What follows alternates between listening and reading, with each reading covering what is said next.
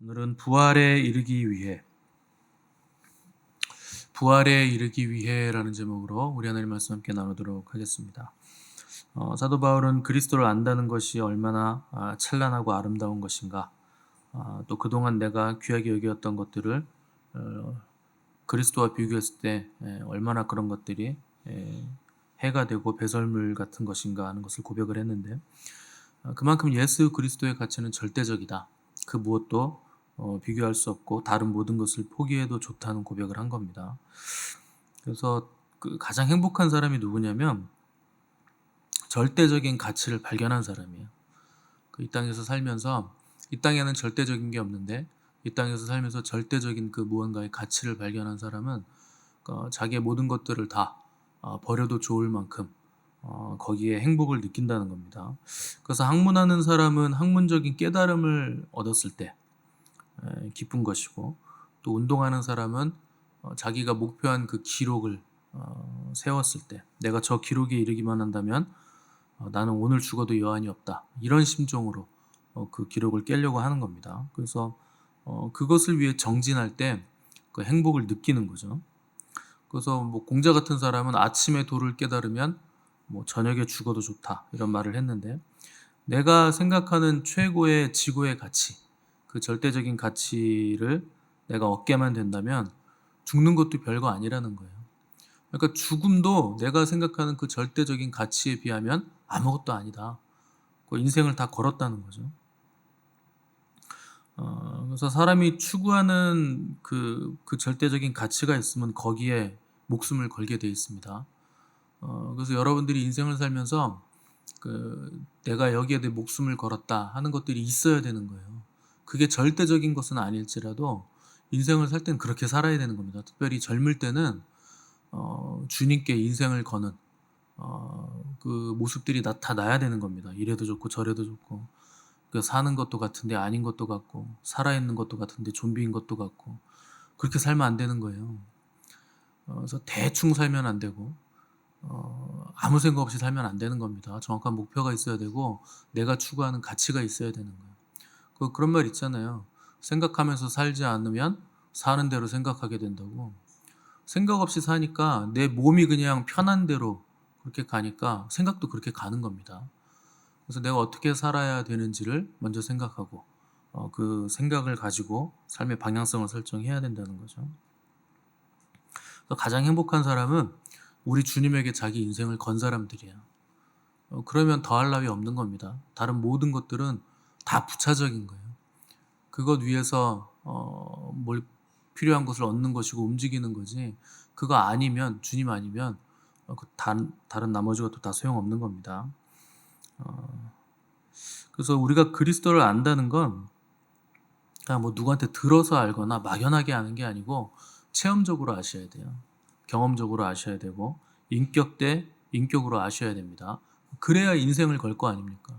대충 누구한테 주워 들은 거 가지고 어떻게 사람이 거기에 가치를 두고 인생을 걸겠습니까? 체험적으로 알아야 되고 몸으로 알아야 되고, 머리에서는 이해가 안 돼도 감각적으로 그리고 경험적으로 그리스도를 알아야 됩니다. 그러니까 갓난아기를 잘 보시면 아이는 아는 게 아무것도 없죠. 근데 엄마 아빠는 알아요. 그 그리스도를 안다는 건 그런 겁니다. 뭐 머리로 아는 게 아니고 그냥 아는 거예요. 다른 사람이 안으면 아이는 웁니다. 근데 엄마 아빠가 안으면 깨르르 웃죠. 그 아이가 엄마 이름도 몰라요. 부려막심한 것이 엄마 아버지 나이도 모르죠. 그렇게 사랑해 주는데 아무것도 모릅니다. 생일도 모르고. 그 엄마 아빠라는 존재인지도 몰라요, 아이는. 근데 어떻게 엄마 아빠가 안아주면 웃으면서 팔 벌려 안기나요? 사랑을 아는 겁니다. 다른 거 아는 게 아니에요. 나를 사랑해주고 나를 위해서 사랑으로 움직이는 존재라는 걸 아이는 본능적으로 아는 거예요. 다른 사람은 자기가 그렇게 움직여주지 않는다, 나를 그 정도로 사랑해주지 않는다는 걸 아는 거죠. 그러니까 우리가 그리스도를 안다는 건 사랑으로 아는 겁니다. 내가 머리로 이해해서 안다거나 내가 깨달아서 아는 것 그 이상이 사랑이에요. 그래서 우리가 그리스도를 아는 이유는 그분이 우리를 사랑하시고 그 사랑으로 움직이셨기 때문에, 지금도 움직이시기 때문에 우리가 그 사랑을 느껴 아는 거죠. 가만히 보면 이 세상에서 하나님을 모르는 나라는 거의 없습니다. 신이라는 단어가 있고 하나님이라는 단어는 다 있어요. 절대자라는 단어도 있고. 근데 개념도 모르죠. 그냥 단어만 있는 거죠. 그 단어만 알지 실제로는 하나님을 모릅니다. 근데 그리스도인들도 그리스도를 모르는 사람이 태반이에요. 그런 거 보면 깜짝깜짝 놀랍니다. 교회는 오래 다녔고, 뭐 직분도 근사한 거 받아갖고 있고, 교회 리더십이기도 하고 책임자인데, 기독교인인데 그리스도를 몰라요. 그냥 뭐 들은 거 아는 거죠. 그래서 세상에서도 보면 그 신이라는 개념은 아는데 신이 누군지, 그분이 어떤 분인지, 뭘 했는지 이런 건 모릅니다. 내용을 알 수가 없어요.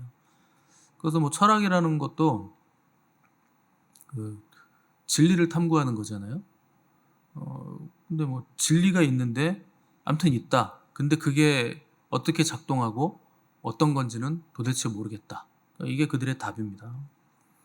사람에게 전달하기도 어렵고 설명하기도 어렵고 또 설명할 만큼 내가 깨달아 아는 것도 아니고, 그래서 진리를 굉장히 모호하고 흐릿하게 얘기를 하죠. 평생 철학한다고 했는데, 공부한다고 했고 생각한다고 했는데 물어보면 잘 모르겠대요. 그 인문학도 그런 거 아닙니까? 인문학이 뭐 세 가지잖아요. 문학, 역사, 철학인데 결국 인간은 누구고 인간이 어디서 와서 어디로 가는가, 이걸 연구하는 겁니다. 근데 그래서 결론이 뭔데 물어보면 잘 모르겠다, 이게 답이에요. 알 수가 없죠. 자기가 창조자가 아니니까 당연히 인간이 누구인지, 인간이 어디서 와서 어디로 가는지 그걸 알 수가 없는 겁니다. 근데 인간은 알지 못하는 걸 두려워하거든요. 그래서 인생이 두려운 거예요. 막연하니까. 그래서 뭐 문학, 역사, 철학 잘 보세요. 전부 다 비관적이에요. 밝고 활기찬 게 아무것도 없습니다. 뭐 세익스피어의 3대 희극이라는 게 어딨습니까? 3대 비극이 유명하잖아요. 그래서 뭐 누가 죽고, 뭐 약 먹고 죽고, 뭐 찔려 죽고, 맨날 그런 게 다 유명한 작품들입니다. 그게 뭐냐? 인간의 삶은 비극적이라는 거. 왜냐면 알 수가 없으니까 두렵다는 거죠. 그러니까 성경을 모르면 하나님은 고사하고 자기가 누구인지도 알 수 없는 거예요. 그런데 성경은 진리를 우리에게 뚜렷하게 계시해 주는데 심플합니다. 우리 주님이 진리세요. 그 성경이 말하는 진리는 우리가 무슨 깨달아야 될 어떤 원리나 이런 게 아니라 진리가 인격을 가지고 있는 거예요. 그래서 진리가 우리와 교제하는 거예요. 그 진리가 우리를 사랑하시고 또 사랑을 받으시는 거예요. 그러니까 진리가 인격을 가졌다는 개념을 모르기 때문에 도대체 진리가 뭔가, 이걸 연구하고 아무리 찾으려고 해도 찾을 수가 없는 거죠. 인격적으로 접근해야, 사랑으로 접근해야 발견할 수 있는 것이 인격을 가진 진리인데 그걸 모른다는 거죠. 그분이 길이요 진리요 생명이시다. 그분이 태초에 계셨던 말씀 하나님이시고 그 하나님이 사랑의 형상을 입으시고 우리에게 사람으로 오셨다. 죄가 없으신 그분이 사람으로 오셔서 우리 죄를 위해서 죽으시고 죽으셨다가 3일 만에 다시 살아나셔서 부활하셔서 하늘에 오르셨고 그분이 장차 다시 오실 것이다. 그러니까 이것만 알면 되는 겁니다. 여러분 진리를 뭐 복잡하게 생각하실 필요 없어요. 우리 구주 예수 그리스도가 그냥 진리입니다. 그분의 삶이, 그분이 행하신 일이, 그분이 앞으로 행하실 그 일들이 진리에 관한 성경의 설명이에요. 그래서 성경은 주님을 사자와 어린 양이라고 그러잖아요. 그러니까 처음에 오셨을 때는 어린 양으로 오신 거예요. 죽으시기 위해서 오셨으니까 어린 양처럼 제물로 오셨으니까 어린 양이라고 표현하는 거고, 그분이 다시 오실 때는 엄위하신 심판주의 그 모습으로 오시기 때문에 사자라 그러는 거예요. 누구도 이길 수 없는 만왕의 왕, 모든 것들을 다 심판하고 정복하는, 그분이 한 번 포효하면 누구도 그 앞에 당당하게 설 수 없는 사자의 모습으로 오신다는 거죠. 그래서 다시 오실 때는 아기의 모습으로 오시거나 어린 양의 모습이 아닙니다. 엄위하신 심판주요 재림주로 오실 유다의 사자로 오신다는 거예요. 그래서 어떤 신학자들이나 목사들은 예수님을 그렇게 공부한다고 하면서 예수님은 이성에 대한 감정이 없으셨을까? 매력적인 여성이 지나가면 유혹을 안 받으셨을까? 뭐 이런 것들을 연구합니다. 정신들이 나간 거예요. 그 예수님을 아는 것이 영생인데 그런 거를 알라고 한 적이 없습니다. 예수님은 우리랑 똑같이 밥 먹고 화장실 가셨을까? 몇 시에 주무시고 몇 시에 일어나셨을까? 이런 걸 생각합니다. 여러분, 주님을 안다는 건 그런 거 아닙니다. 주님을 안다는 건 그분이 하나님이심을 아는 거예요.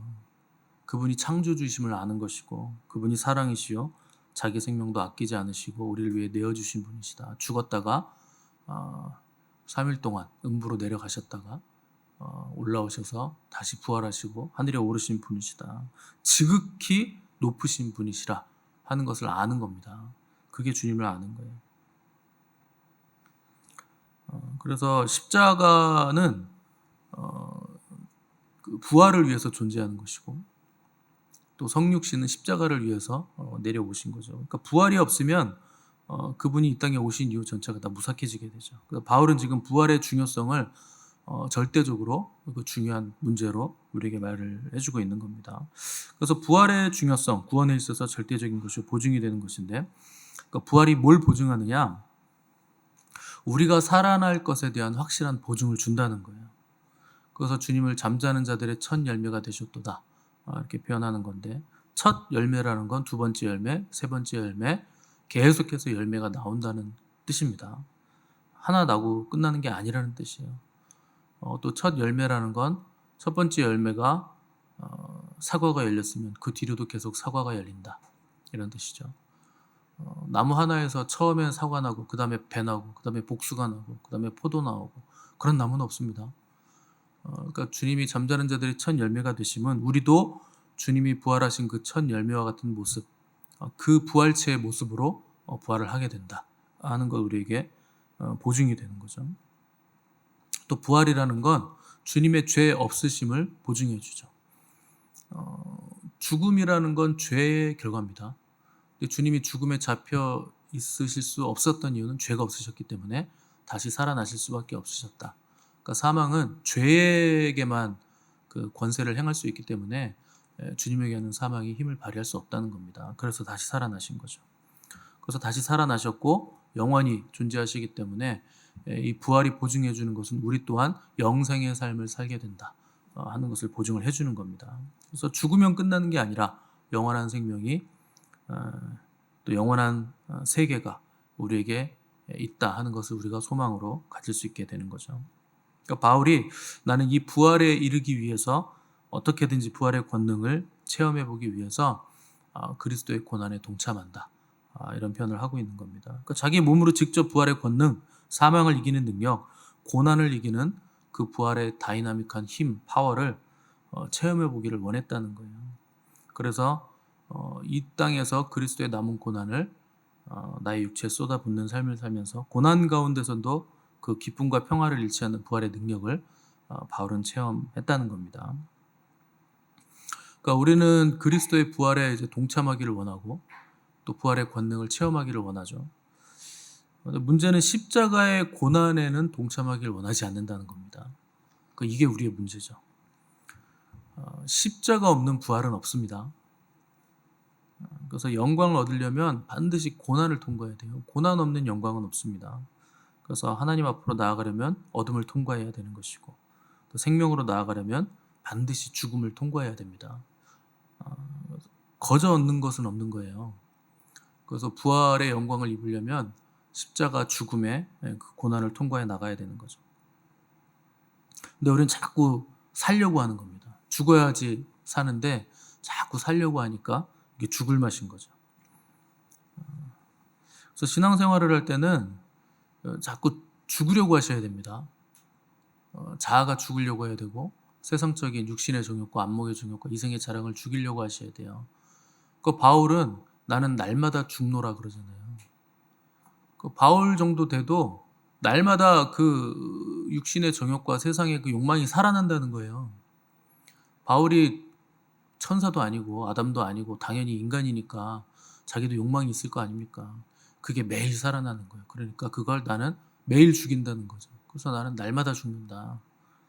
바울도 그런데 뭐 우리도 당연히 그런 일들이 있지 않겠습니까? 그러니까 여러분 육신의 욕망이 자꾸 살아나는 것 때문에 고민하시지 마세요. 그 육신의 욕망은 여러분들이 돌아가실 때까지 계속 있을 겁니다. 왜냐하면 육신을 가지고 있으니까. 그게 없으면 그냥 뭐 죽은 거죠. 그냥 가셔야 돼요. 육신의 욕망이 없었으면 좋겠다. 그럼 죽었으면 좋겠다라는 뜻이죠. 근데 그게 매일매일 일어남에도 불구하고 그걸 이기는 무언가가 우리에게 있는 거예요. 그래서 날마다 나를 죽일 수 있는 거죠.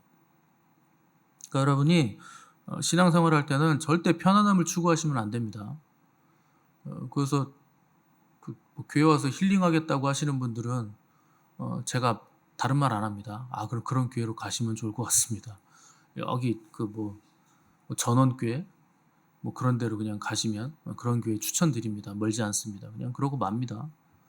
그런 데 가서 힐링하셔야죠. 뭐 방법이 없습니다. 저희 교회는 힐링 같은 거 절대 안 시켜드려요. 여러분들이 그 신앙생활하고 이 땅에서 살면서 좋은 거 먹고 좋은 곳에서 뭐 사고 잘 산다고 그 인생이 잘 사는 게 아닙니다. 부자가 잘 사는 게 아니에요. 야, 저 집 잘 살아. 말이 됩니까? 뭘 보고 잘 산다는 거예요? 잘 산다는 건 하나님 뜻대로 주님 안에서 사는 게 잘 사는 거죠. 돈이 많다고 잘 사는 게 아니에요. 우리나라 분들은 말을 이상하게 합니다.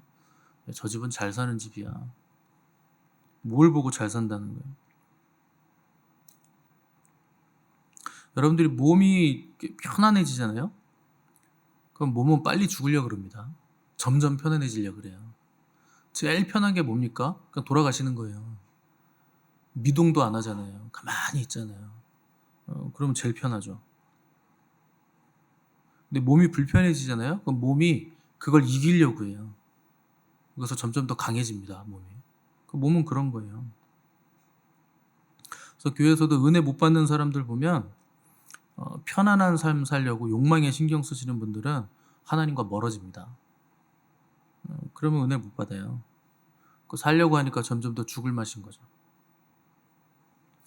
교회 와서 은혜를 받느냐 못 받느냐는 목사가 설교를 얼마나 잘하느냐 못하느냐 여기 달린 게 아닙니다. 여러분들이 평소에 어떤 삶을 사느냐예요. 그게 여러분들이 교회 왔을 때 은혜를 받느냐 못 받느냐를 결정하는 거고, 어디에 내가 관심을 두고 있느냐로 영의 세계가 완전히 바뀌는 겁니다. 그래서 사도 바울은 고린도 후서 같은 데 보면 나는 하늘로부터 오는 처소로 덧입기를 사모한다고 하면서 어떻게든지 생명에게 삼킨 바 되게 하려 한다, 이런 표현을 썼습니다. 그게 무슨 얘기냐? 죽는다는 뜻이에요. 생명에게 삼키움 당한다는 건 죽는다는 뜻입니다. 나보다 더 큰 생명에게 나는 삼키움 당하려고 한다. 그렇게 되길 원한다. 날마다 나는 그렇게 하고 있다. 이런 표현을 하는 거죠. 그러니까 더 큰 의식에게 삼키움 바 된다는 거예요. 그게 생명의 법칙입니다. 그래서 생명 있는 존재는 나보다 작은 의식을 먹어서 살을 만들고 뼈를 만드는 거예요. 그게 생명이죠. 형체를 만드는 거죠. 그래서 흙 속의 미생물들은 생명에게 삼킴 당하는 겁니다. 그래서 흙 속에 미생물이 있으면 식물에게 삼킴 당하죠. 식물은 뭐 벌레나 초식 동물에게 삼킴 당하는 거고, 또 동물은 육식 동물에게 삼키움 받는 거고, 육식 동물은 사람에게 삼키움을 당하는 거고, 사람은 주님에게 삼키움을 당하는 거예요. 여러분, 주님에게 삼키움 받으셔야지 마귀한테 삼키움 받으시면 안 됩니다. 그래서 주님에게 우리의 생명을 드려야 되는 거예요. 그래서 똑같은 동물, 예전에 우리 스승님은 맨날 그랬습니다. 똑같은 물고기도, 똑같은 참치나 고등어도 믿지 않는 사람에게 먹히움, 삼키움 당하면 그것만큼 억울한 게 없다고. 이왕 먹히는 거 하나님의 자녀들에게 먹혀야지. 왜 하나님 믿지 않는 자들에게 고등어가 삼키움 당하면 그 얼마나 억울하냐, 그런 말씀을 하셨는데 맞는 말입니다. 우리가 하나님께 삼키움 바 되는 게 특권이고 영광이에요. 마찬가지로 참치나 고등어도 하나님의 백성들에게 삼키움 바 되는 게 영광입니다. 그거 하라고 존재하는 거예요. 그래서 더 큰 의식, 더 큰 권세에게 삼키움 당하는 거, 그게 우리의 특권이죠. 그래서 성도들도 주님께 삶 키운 바 돼야 되고 교회에게 삶 키운 바 돼야 되는 겁니다. 아내는 남편에게 삶 키운 바 돼야 되는 거고 그래야 복을 받아요. 문제는 이게 반대로 뒤집어질 때 문제가 되는 거예요. 아내가 남편을 잡아먹으려고 할 때 이게 문제가 되는 겁니다. 그 영적인 법칙 질서를 깨뜨린 거예요. 그러면 복을 못 받아요. 그 성도가 목사를 자꾸 잡아먹으려고 그럽니다. 목사님은 이게 잘못됐고 이게 잘못됐기 때문에 이거 바꾸셔야 돼요. 뒤집으셔야 돼요. 그 자기가 목사를 삼키려고 그러는 거예요. 해보세요. 복을 받을 수 있나. 협박하는 건 아닙니다. 그 하나님이 그걸 그냥 두시지를 않아요. 왜냐면 하나님이 만드신 영적 권세와 질서를 뒤집었잖아요. 그럼 복을 못 받아요. 그래서 막 목사 멱살 잡고 쫓아내고 그 목사 나가라 그러고 쫓아내는 뭐 권사님들 장로님들 계신데 오래 이제 교회에 있어가지고 기득권이 있다는 거죠. 그렇게 해보세요. 목사님 막 괴롭히고 싸운 거 해보세요. 되게 끝이 안 좋습니다. 다시 한번 말씀드리지만 협박하는 건 아닙니다. 권세를 뒤집지 말라는 거예요. 질서를 뒤집지 말라는 겁니다. 하나님이 세우신 질서가 있어요. 그 여자가 남자를 이겨먹으면 안 되는 거고 학생이 선생을 이겨먹으면 안 되는 거예요. 그래서 성도가 목사 뭐 이겨먹으면 안 되는 거고 영적인 법칙은 하늘에서 땅으로 내려오는 거고 위에서 아래로 내려오는 거예요. 밑에서 위로 치고 올라가는 경우는 없습니다. 이 법칙을 모르면 자꾸 위의 권세에게 대드는 거죠. 여러분이 뒤집어가지고 남편을 고치려고 해보세요. 남편이 고쳐지나? 절대 안 고쳐집니다. 남편이 고쳐지는 방법은 딱 하나밖에 없어요. 내가 바뀌면 돼요. 그 방법이 유일합니다. 그거밖에 없어요. 그래서 여러분들은 어떻게든지 내 머리 대신 권세자에게 순종을 하셔야 돼요. 가장 가까이는 내 남편에게 순종을 해야 됩니다. 말 같지도 않은 말을 해도 그냥 순종하세요. 그러면 복을 받아요. 그 복 받는 비결이 너무 쉬운데 우리는 내 생각이 너무 많은 거지. 저 또 말 같지도 않은 얘기 하네. 저런 걸 믿고 내가 여태 살았으니 나도 대단해. 나한테 상 줘야 돼. 뭐 이런 생각들을 자꾸 하시는데 아닙니다. 말 같지도 않은 얘기에 순종할 때 하나님이 복을 주시는 거예요. 하나님이 정하신 법칙이기 때문에. 그래서 기도를 할 때도 자꾸 내 소원을 하나님한테 관철시키려고 하시면 안 돼요. 하나님이 이런 건 해주셔야지. 하나님이 하나님 노릇을 좀 제대로 하셔야지. 이런 것도 안 해주세요. 기도를 그렇게 하시는 분들 많습니다. 우리 교회는 아닌데 어떤 분들은 대표 기도할 때 하나님 가르치시는 분들이 있어요. 가관이에요. 그런 거 보면. 기도를 가르칩니까 하나님을? 자꾸 주님 뜻대로 되기 원한다고 고백하셔야지 내 뜻을 자꾸 말씀하시면 안 되는 거예요. 자꾸 내가 살아나면 안 돼요. 그럼 복을 못 받아요. 사람이 살아나려고 하면 발버둥 치면 필요한 게 굉장히 많습니다. 살아야 되기 때문에 돈도 있어야 되죠. 집도 있어야 되죠. 뭐 직장도 있어야 되죠. 먹을 것도 쟁여놔야 되죠. 그렇게 쟁이고 챙기고 모아보세요. 갈수록 허무해집니다. 왜냐하면 쟁이고 챙긴 거기에는 생명이 없잖아요. 생명이 없는 거 자꾸 모아놓으니까 허무해지죠. 쓰레기만 자꾸 모으니까. 인생을 밖에 거 가지고 자꾸 조종하려고 그러시면 안 됩니다. 내 안에 계신 주님으로 인생이 재편돼야 돼요. 주님이 우주의 중심이시기 때문에. 그래서 지성소로 들어가셔야 됩니다. 거긴 죽어 들어가는 거예요. 살아서 들어가는 게 아니고. 거긴 깜깜한 거예요. 아무것도 안 보이는 거예요. 지성소에 뭐가 보입니까? 불도 없는데 뭐가 보여요? 근데 주님은 거기 계신 거예요. 모든 능력과 사랑과 영광은 거기서 나오는 거예요. 지성소에서. 그래서 부활의 능력도 거기에서 받는 거죠. 생명도 거기서 우리가 입는 거죠. 그래서 지성소에 들어가 계셔야 돼요. 어떻게 하는지 모르시면 그냥 목회자가 하라는 대로 하세요. 그럼 돼요. 모르겠으면 도저히 모르겠다. 그냥 하라는 대로 해보자. 이렇게 하는 게 정상적인 반응이잖아요. 자기가 모른다고 에이 그런 거 없는 거예요. 이런 사람들이 대부분입니다. 제가 지성소를 얘기하고 영광의 영역이 있다 이렇게 얘기하면 에이 그런 게 어딨냐요. 있다는데 왜 없다 그럽니까? 그러니까 자기들이 가본 적이 없으니까 내가 가보지 않은 곳은 없다는 거예요. 그럼 제가 미국 가봤어요? 물어보죠. 안 가봤대요. 그럼 미국도 없겠네요. 아니 내가 가봤다는데 왜 없다 그럽니까? 가본 사람들이 많은데.